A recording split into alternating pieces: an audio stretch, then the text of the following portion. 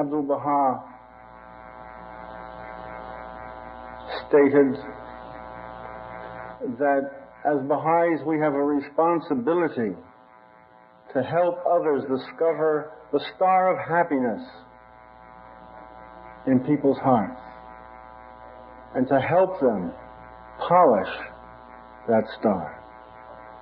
Happiness is a human right.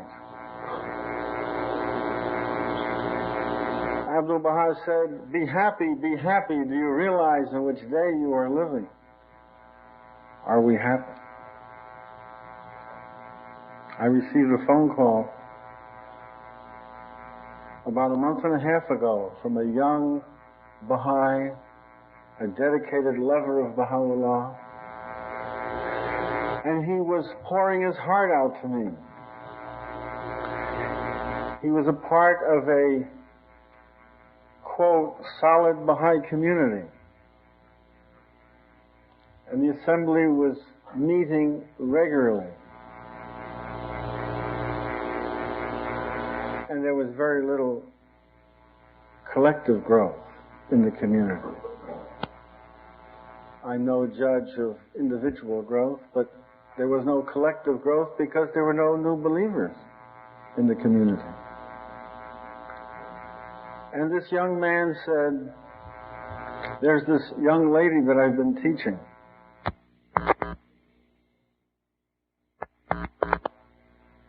But she's afraid to become a Baha'i because the Baha'is in that particular community are sad.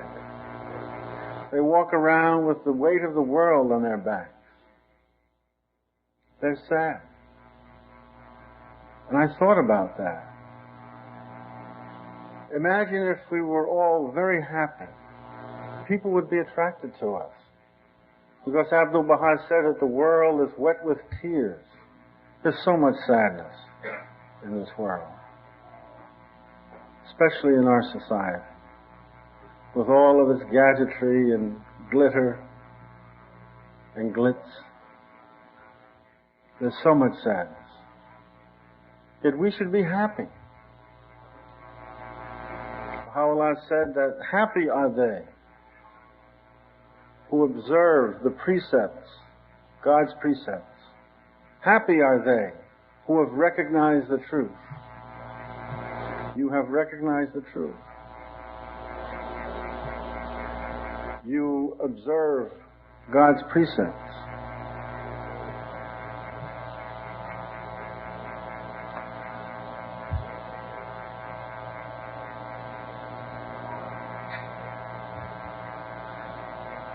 I think that happiness and the fear of God are interrelated. I know in the American Baha'i community, we tend to avoid speaking about the fear of God because it smacks of fundamentalism, Bible-thumping Calvinism. But Baha'u'llah says a great deal about the fear of God. For example, he points out that the fear of God impelleth man to hold fast unto that which is good and shun all evil. He goes on to point out the fear of God hath ever been the sure defense and the safe stronghold of all the peoples of the world. It is the chief cause of the protection of mankind. It is the supreme instrument for its preservation.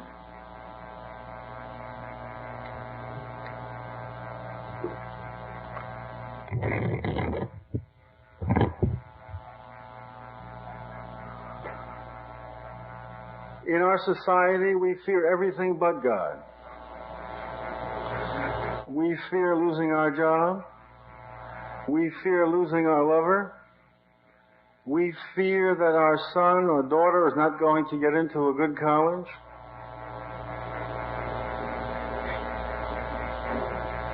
The person that is working conscientiously at fearing God becomes fearless in dealing with matters in what Abdu'l-Baha calls the contingent world. We have examples of people who were fearless. So fearless that they did things that other people thought were suicidal. Take, for example, the late hand of the cause, Louis Gregory. Now, Louis Gregory, besides being a highly developed spiritual soul, was a very rational human being.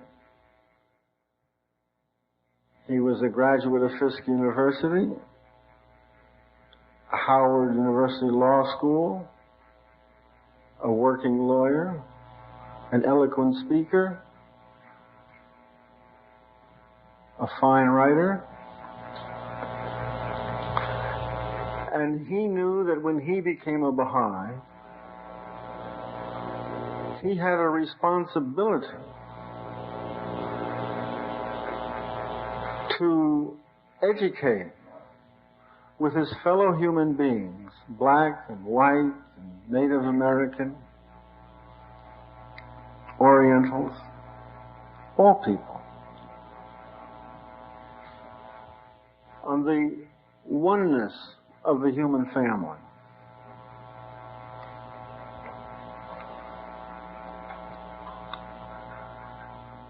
And he dedicated his life to promote the cause of the oneness of humankind. And of course that meant that he would have to go into the Deep South when they were lynching people. And oftentimes he would go with a white person. Of course, I suspect that he was a fairly sharp psychologist as well, because he didn't pick many American whites to go with him. Oftentimes he would go with a man by the name of Charlie Ragg. Anyone here know who Charlie Ragg was? An Australian physicist, very Anglo-Saxon looking, blue eyes, very fair skin, and before he had gray hair, his hair was very blonde. And Louis Gregory went to Charlie and said, "Charlie, come with me to the Deep South where we will promote the oneness of humankind." Now, he knew that Charlie Ragg was a devoted believer, and he didn't have the kinds of prejudices that most Americans have. And the two of them went down to places like Mississippi and Georgia and Alabama, and they were chased out of towns by both blacks and whites because they were threatening the social structure. They were real activists. There were Baha'is of good intention who tried to dissuade Louis Gregory from going to the Deep South. They said to him, "Louis, what you're doing is suicidal." He listened wholeheartedly to their concerns, but went anyway, because he knew that this is what the Master wanted. He was protected because he feared God. The essence of wisdom is the fear of God. Now, when we talk about the fear of God, we might ask ourselves, well, we don't know what God is. God is an unknowable essence. But as Baha'is, we know that we know God by getting to know His latest manifestation. And what the manifestation states is what God states. We demonstrate our fear of God by heeding His exhortations, Baha'u'llah's exhortations, by obeying His laws and ordinances. That means we have to become acquainted with the Blessed Beauty's exhortations, the principles of the faith. Not only to know them, but to truly understand them. There's a difference between understanding and knowing. And oftentimes Baha'u'llah and Abdu'l-Baha and Shawqi Effendi use those two words together. Knowing and understanding. Why do we have to understand what we know? Because if we don't understand what we know, we can't put into action what we know. And Baha'u'llah points out that faith is conscious knowledge acted upon. It's no longer acceptable just to know, to sit and to read. What you read and must be internalized and translated into action. There are people who know a great deal but understand very little.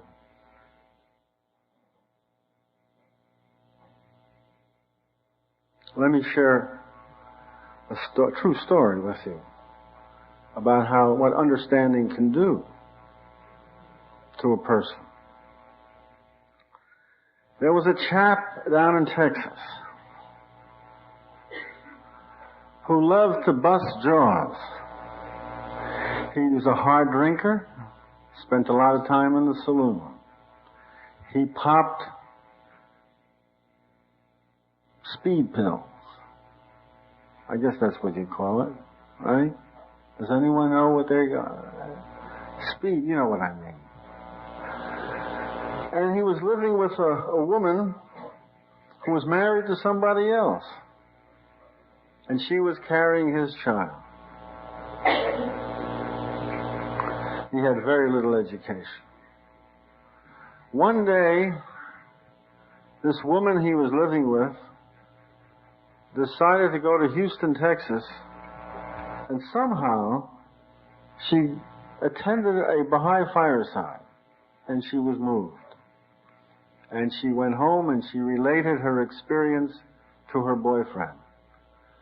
And she asked the boyfriend if he would go along the following Friday. And he said, well, okay.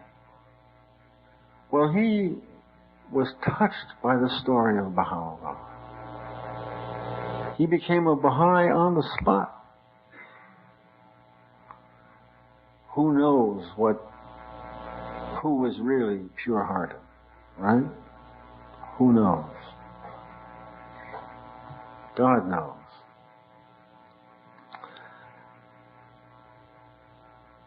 And he was told that he should say the obligatory prayer. They gave him, the people at this Houston fireside gave him a prayer book. He had a very limited knowledge of the history of the faith and a very faint understanding of progressive revelation. But he was told that he should teach, because teaching is a spiritual principle. It is, right? Because if you don't teach, all assistance is cut off. Period. It's cut off. That means you can go to assembly meetings regularly, you can go to feasts regularly, you can contribute to the fund, you can read the writings. But if you're not teaching, all assistance is cut off and you're dealing with your own will. You're being guided by your own understanding of what life is.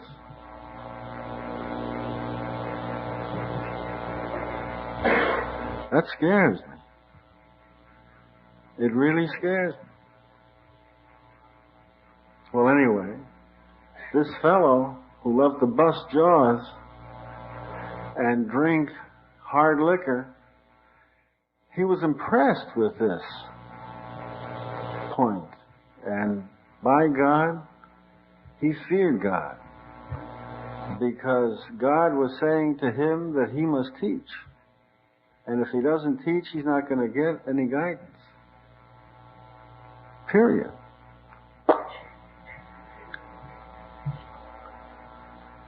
So he taught.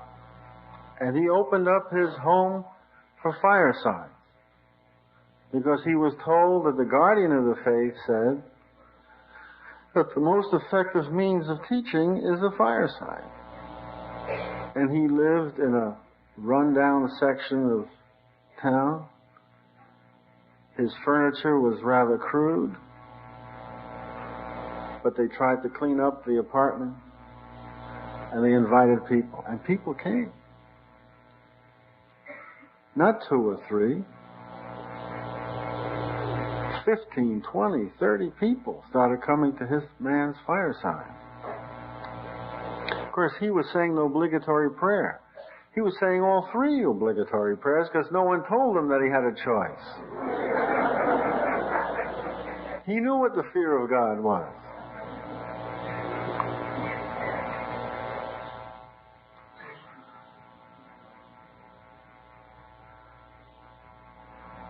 So many people were coming to his fireside, and people were becoming Baha'is. And listen, he didn't know the laws of the faith, and he was still going to the saloon.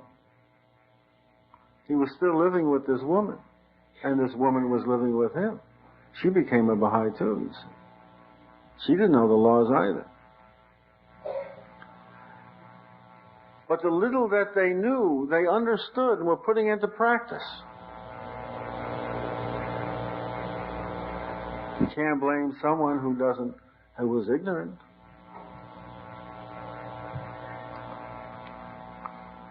Well,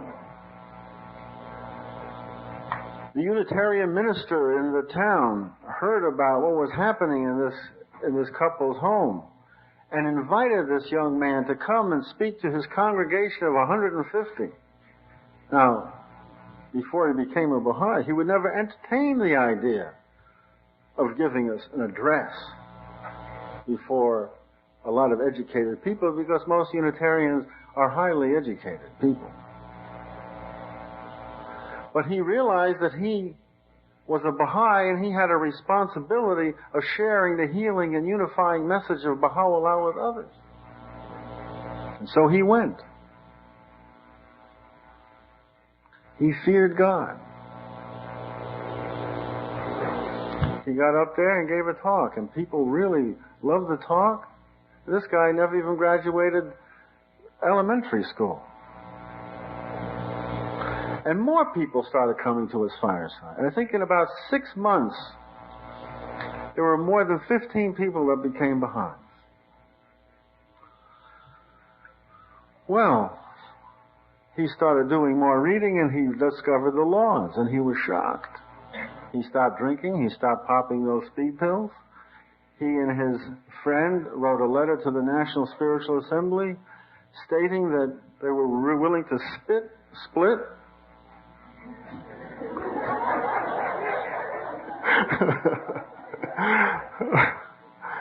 They were ready to split.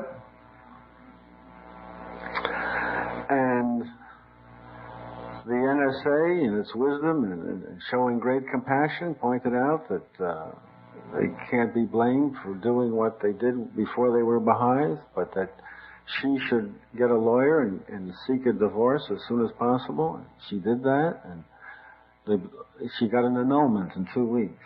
This couple were married. They had their child.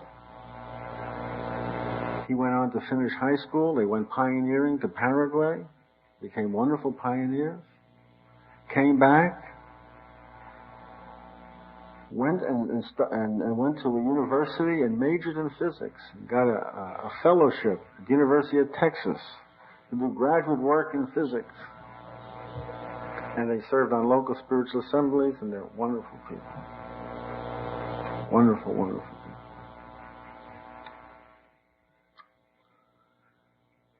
This couple understands what the fear of God is. And I really feel in our American community we should really meditate on the fear of God. Abdu'l-Baha said,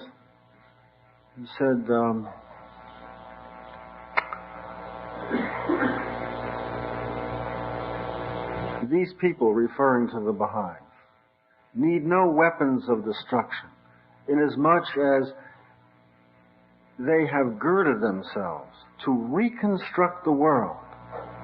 Their hosts are the hosts of goodly deeds, their arms, the arms of rectitude of conduct. Their commander is the fear of God.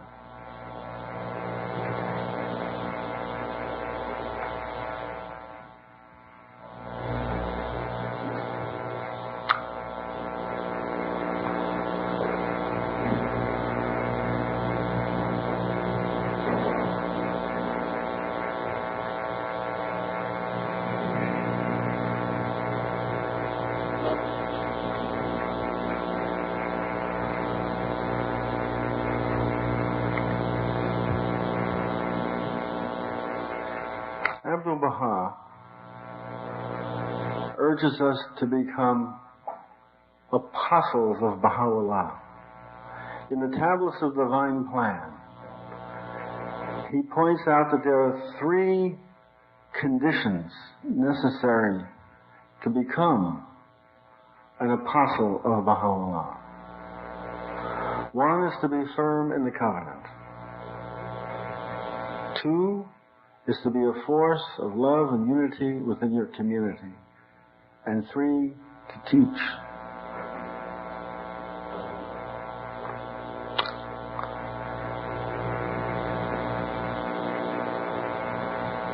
Firmness in the covenant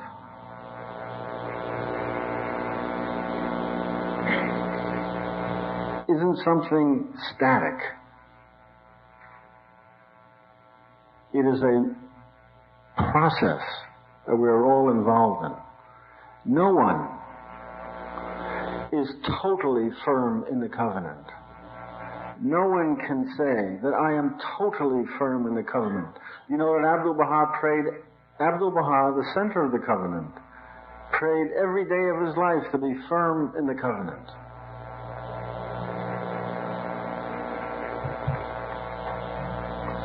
We can only become more firm in the covenant. More and more firm in the covenant. Because the more firm in the covenant we are, the closer we evolved toward the kingdom of Abha. And that is the source of great power. Remember Abdu'l-Baha said, there is a power in this cause, a mysterious power far, far away from the ken of men and angels. This invisible power is the cause of all these outward activities. It moves the hearts, it rends the mountains. It administers to the complicated affairs of the cause. It inspires the friends. It dashes into 1,000 pieces all the forces of opposition. It creates new spiritual worlds. This mysterious power is the kingdom of Abha. And the kingdom of Abha is here. You don't have to wait until you pass into the next world. It's here. It could be tapped now. But you have to be conscious of it.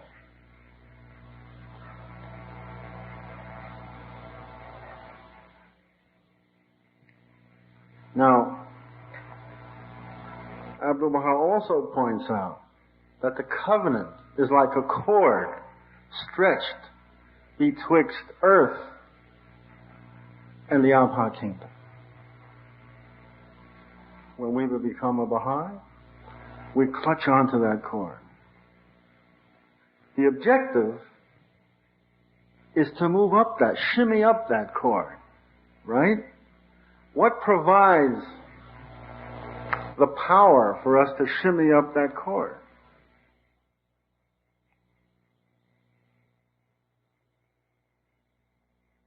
Deepening regularly.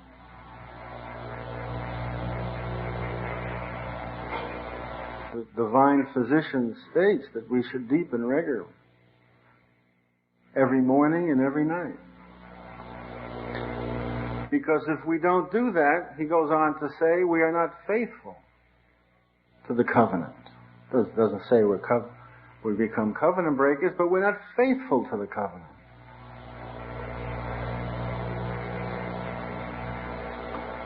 Deepening. What is deepening? Deepening is more than reading the verses of God. It's meditating on the verses of God. Oftentimes Baha'u'llah invites you to meditate. When he says, ponder this, meditate on that. If you want to really understand how important meditation is to our spiritual development, then you will read and meditate on a talk given by Abdu'l-Baha, 1911, in London, to the Society of Friends, on meditation. I think you can find it on it starts page 173 in Paris Talks. Why a London talk is in Paris Talks, I don't know, but that's a good Baha'i trivia point, isn't it? Page 173. It runs about 3.5 pages. In that talk, Abdu'l-Baha says that the person that doesn't meditate, and I'm paraphrasing here, is lower than the beast.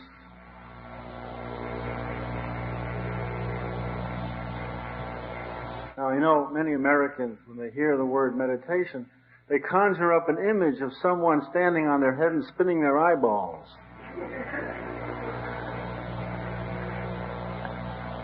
And making some sound, some kind of esoteric sound. Meditation in the faith is simply deep reflection, spiritual daydreaming. And friends, when you gain understanding, you get a case of the wows. Has anyone ever experienced the wows as a Baha'i? That's a crude way of putting it. Baha'u'llah would put it this way: "Oh God, increase my astonishment." But it's a wonderful feeling to get the wow. You know, you heed what Baha'u'llah says, and you read in the morning, and then you ponder what you read, and suddenly,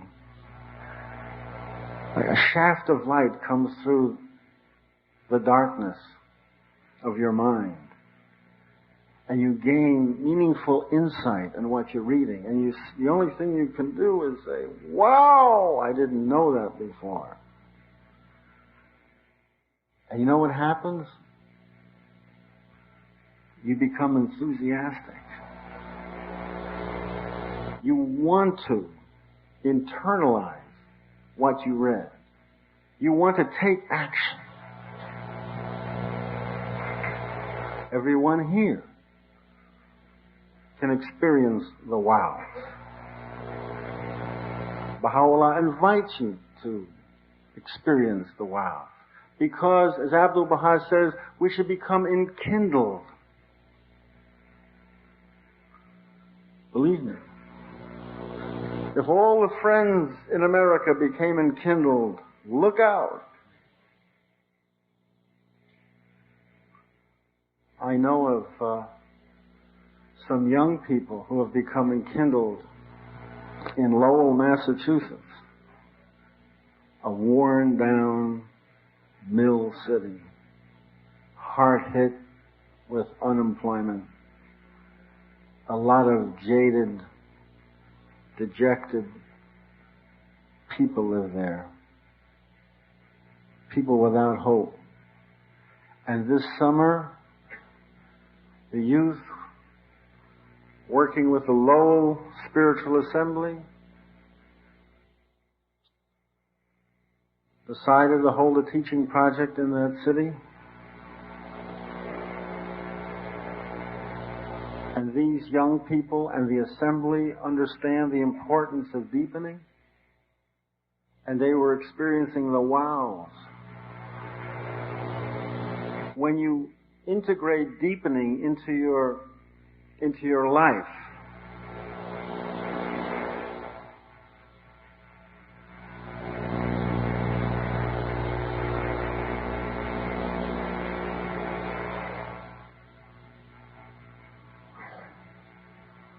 you become ablaze. You become a different person. You begin to see things that you never saw before. You begin to hear things that you never heard before. And that's what's happened to a lot of these young people. They all don't live in Lowell. They come from different parts of New England.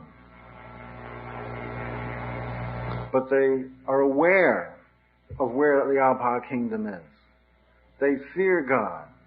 They tap that power, the Abha kingdom. And they're attractive. And people are attracted to them. What has happened is, over 100 people became Baha'is in Lowell. Now that, if anyone here knows New England, that is a miracle. It's the greatest teaching victory, the history of the Baha'i faith in New England.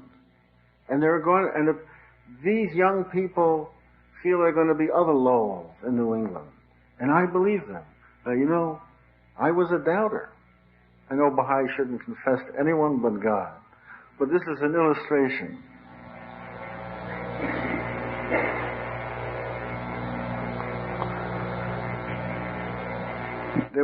I was meeting with the DTC of Massachusetts 4 years ago. And a young man who had recently been discharged from the Air Force, a devoted Baha'i,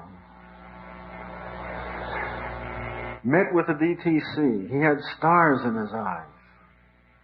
He was enkindled, you could tell. But, of course, I knew better. And unfortunately, I was judging this chap. And felt that he had some misdirected zeal. Because he said to the DTC, we're going to have an assembly in Lowell in 2 years. And I looked at him in a very condescending way. He doesn't know Lowell, I said to myself. By God, in 2 years they had an assembly. They discovered the importance of deepening. They knew what deepening was, not only reading, but meditating on the writings and experiencing the wows. And they became audacious. And they invited the youth to come to Lowell. And they worked with the youth. And they were successful. And they're not surprised, these people in Lowell. They're not surprised. To them, this is real.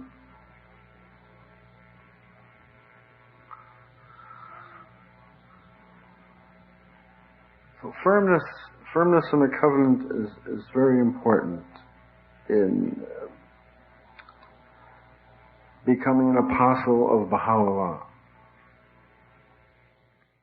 Being a force of love and unity,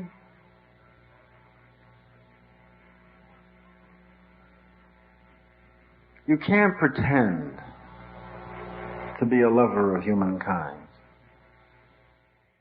because you're going to slip. It has to come from the heart. And only Baha'u'llah can make you a true lover of humankind.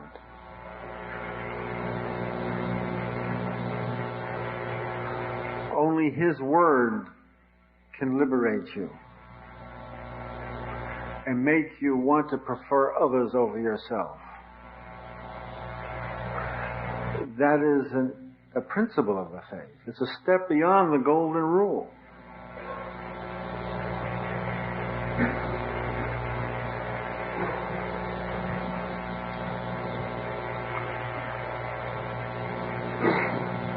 To be a lover of your fellow human beings and be a force of unity in your community, you have to allow Baha'u'llah to move through you, to move you through life.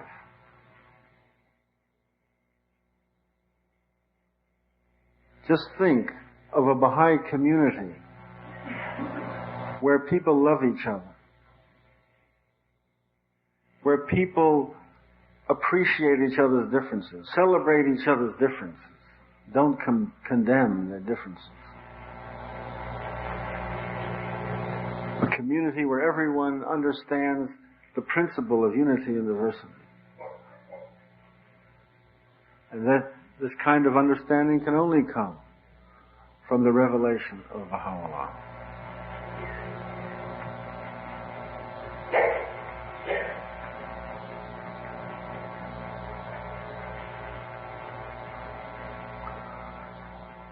Teach. You've heard a lot about teaching. You've read a lot about teaching. We have to teach. Why do we have to teach? One, because Baha'u'llah said we should teach. That should suffice. If that isn't enough, we should teach so that we can be the repository of a Holy Spirit. We can receive guidance. Without divine guidance, we're lost. If you don't teach, no guidance.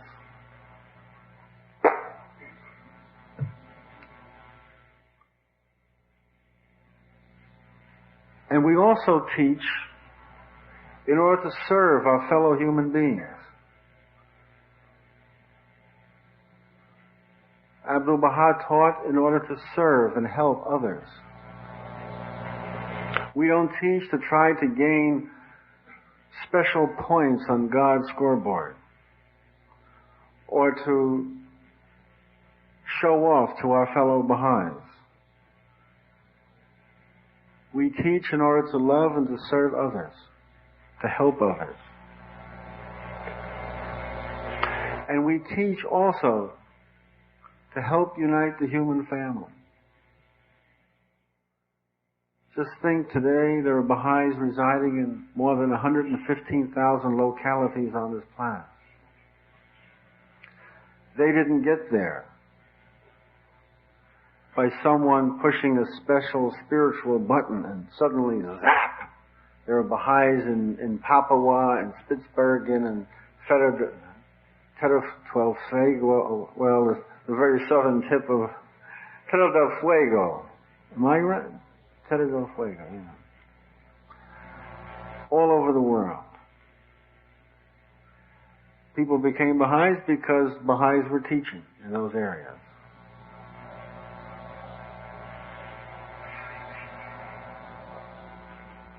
And teaching is a state of mind plus action. In a way, Baha'u'llah's definition of faith can be used as a definition of teaching. Conscious knowledge acted upon. You can't be an effective teacher by just sitting and reading all the time and acquiring knowledge. On the other hand, you can't really be an effective teacher if all you do is run around, banging on doors and saying, Baha'u'llah has come, he's the return of Christ. There has to be balance. It's true that if you arise and you are sincere, you're going to be assisted. But an effective teacher is like an effective athlete. The effective athlete conditions himself or herself. And the conditioning is deepening. And of course, prayer is essential. The person who has integrated deepening and prayer into their lives and made a commitment to deepen and pray for the rest of on a regular basis for the rest of their lives, they will develop this state of mind, and they will be assisted by Baha'u'llah. A case in point.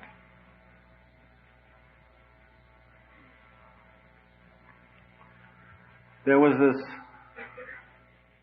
young man who taught in a college. And he had made this commitment to deepen and pray on a regular basis. Also to take himself into account every day. Baha'u'llah says we should do this.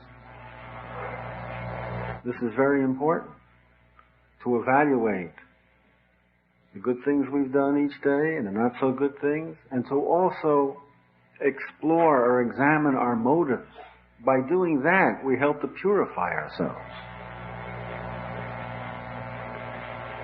You know, am I doing this to impress the other Baha'is? Or am I doing this truly to serve this human being who has no hope and is lost?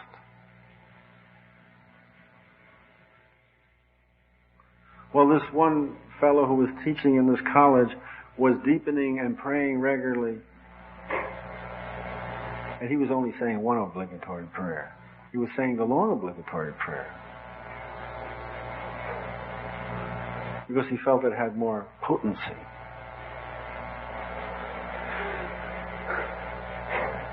And one day, 6 months after he made this commitment, he became a born-again Baha'i. After he made this commitment,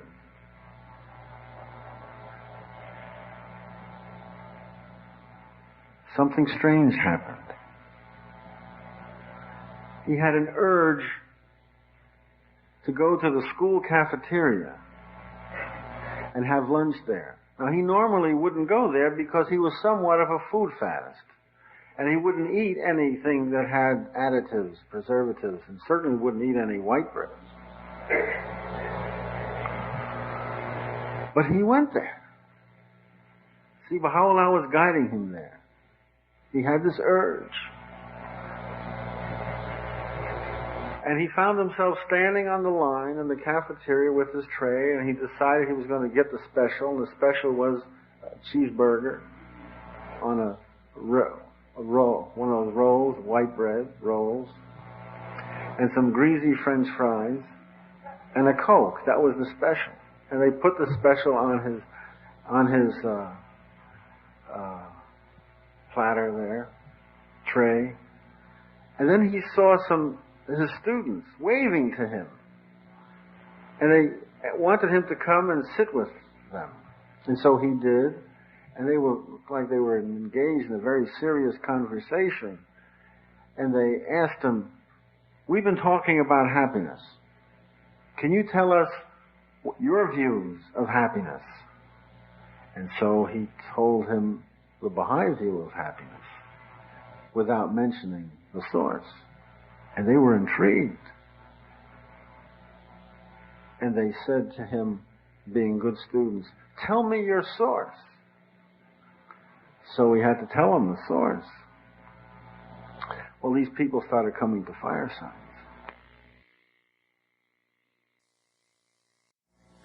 Now, had he not followed that, he got that urge because he was doing what he was supposed to do. He was being assisted by Baha'u'llah, who practically lifted this guy, defying his own eating principles. This was his sacrifice, which turned out to be a bounty. And he ate the French fries. And he ate the cheeseburger. And he drank about a half of the Coke. And he was very happy. And he didn't feel guilty. Because he realized that he was being assisted. That's what happens to Baha'is who do the very simple things that Baha'u'llah asks us to do. You become assisted. Teaching opportunities come your way. And you become audacious. Without even willing it and thinking about it. It's because you love Baha'u'llah so much that you're willing to do almost anything. You don't even think about it. And other people look at you and say, how could you do that? But you do it.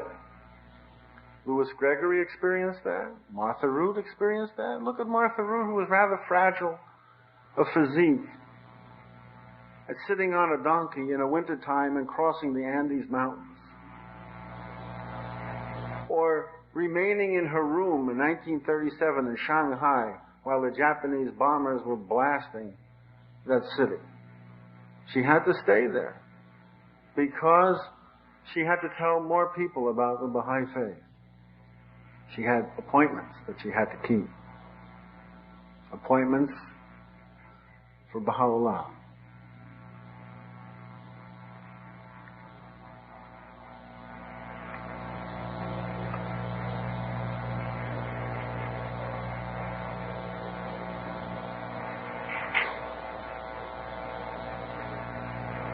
I look forward to being here with you this weekend, sharing with you more thoughts and feelings, learning from you as well, learning from the other speakers.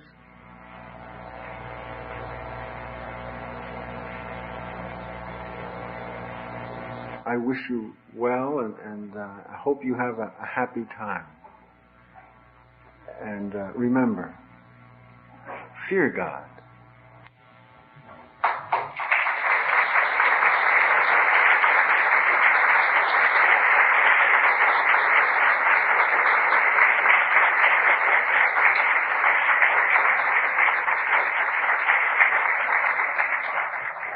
Thank you. We'll now take a short break.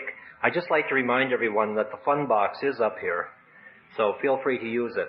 There are plenty of envelopes.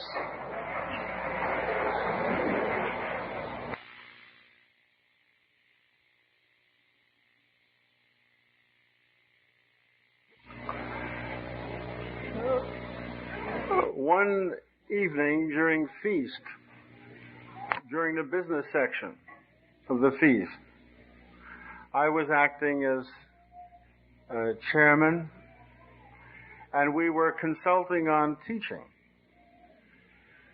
And everyone was very intense. And there was this one chap from India, or is it Indostan? I've learned so much since I've been here, really. I always learn something from Mr. Kadem. He forces me to listen to him with my heart. But, and I've learned a great deal from many of the other speakers and the people that I've talked to one-on-one, heart-to-heart. Well, getting back to this feast, we were consulting on teaching, and this one Indian chap, he was extremely excited.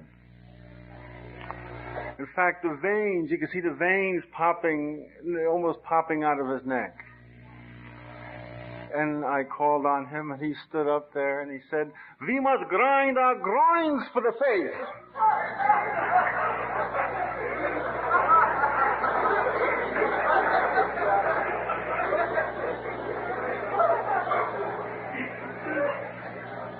I looked down at my shoes. What made the situation even more difficult to deal with was that there was total silence. I sensed that the Baha'is were thinking, I didn't hear that? No. I have a sin-covering eye. And unfortunately, I have many limitations. And the first thing that popped into my head was, that's the greatest of all sacrifices.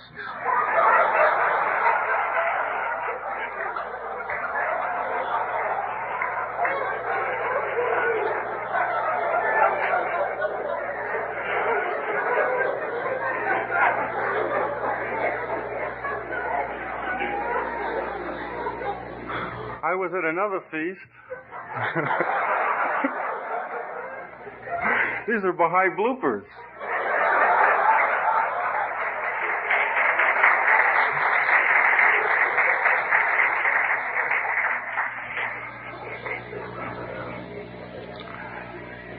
And this one attractive young lady was asked to read a prayer, and she said she knew it by heart. So she recited it, and she said, I'm single, alone, and lovely.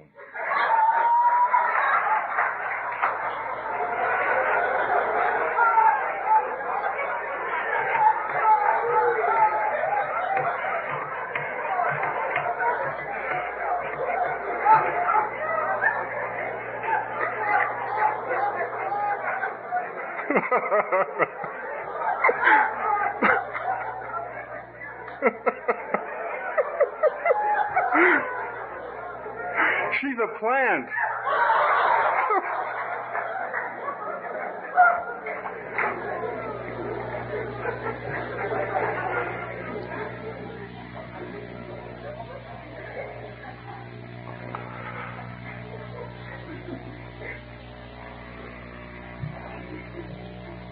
Does anyone here know who Mehdi Feruzi is?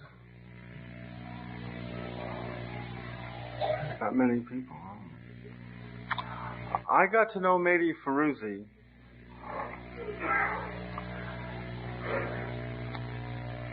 back in 1955. I was a brand new Baha'i, recently married, and I heard about Mehdi Feruzi. The young people especially loved him because he was Mehdi Feruzi. He didn't pretend to be anyone else. He was pure-hearted, and he loved Baha'u'llah with all his heart. And when you looked into his eyes, you knew that. Now, physically, he wasn't what you would call a handsome person. He had a large head with thick, at that time, salt and pepper colored hair. He had an aquiline nose with a permanent pimple on the edge of it, on the end of it. And he had very large ears. Very large ears. A windy day, they used to flap. And he had narrow shoulders and large hips. But when he would look into your eyes, his countenance became radiant, and he was absolutely beautiful. Now, he had what I thought was a rather strange way of speaking. He was born in Persia, but he was educated in Russia. And so he had a combination of Russian and Persian accent. And he sounded very much like a character on the old Eddie Cantor radio show. How many people here remember Eddie Cantor's radio show? And he would sound like this. Da, don't say. Well, he was teaching a course at Greenacre called The Pathway to Immortality.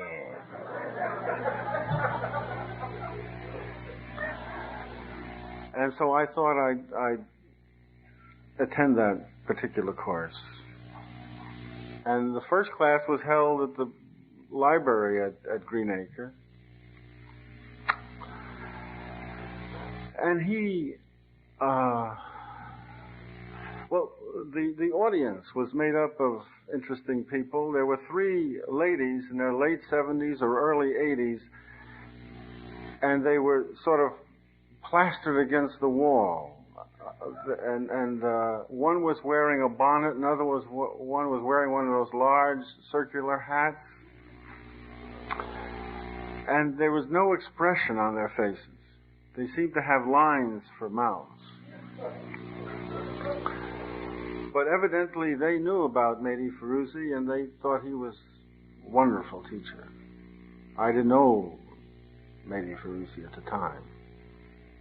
And there were some other people there.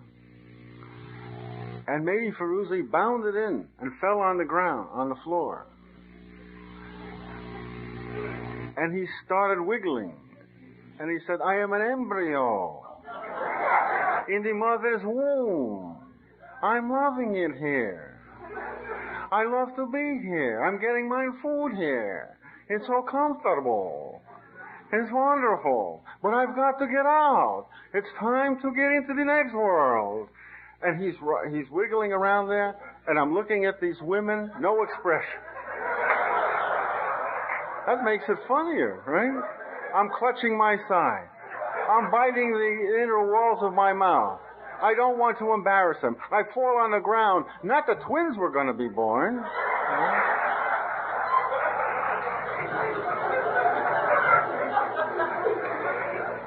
Well, see, he was demonstrating that we don't know what the next life is like. We become comfortable in the world that we're aware of. And we fear the next world. Well, the following day, we moved into Sarah Farmer Hall, the main building. And those 3 ladies there, one with the bonnet, the one with the large hat, were there. Of course, I had to be there too. He bounds in and whips off his jacket and he throws it on the table. Says, "That is my body." And he runs over to the window and he flips out. While doing that, he says, "This is my soul ascending."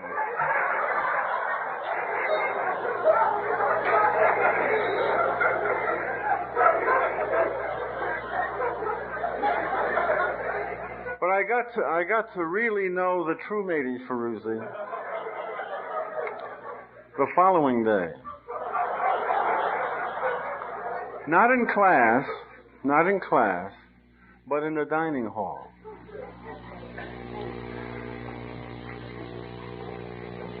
For dinner, we were eating, some of us,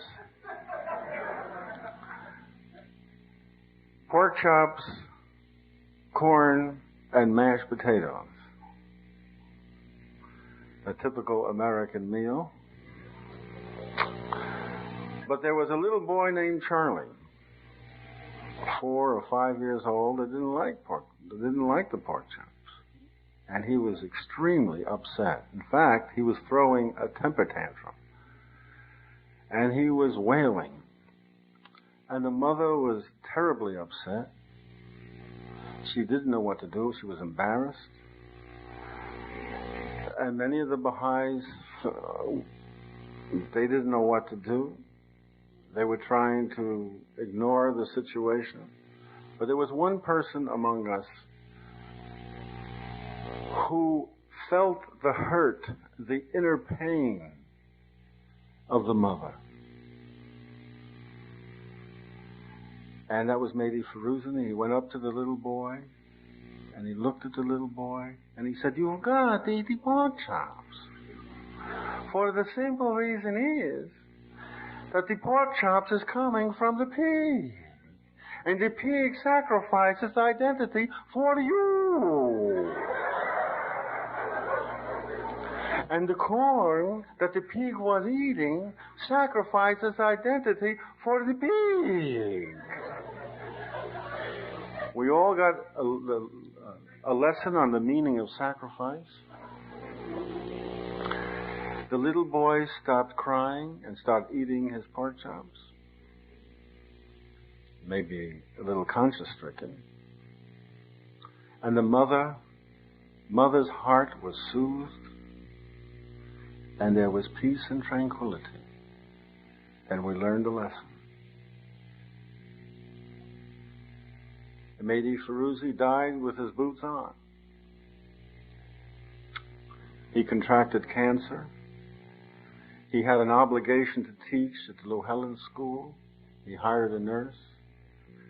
And then the two of them went on to Llewellyn. This was in the late 60s.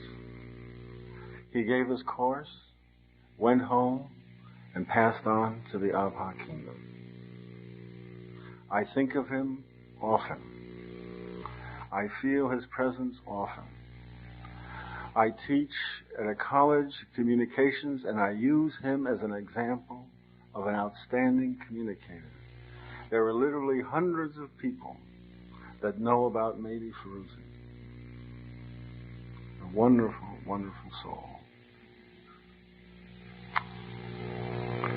Have a good night's rest. I love you dearly. We have exciting things to do. When you read the peace statement, you will be thrilled. You will be excited. I cried. Ya Baha'u'llah.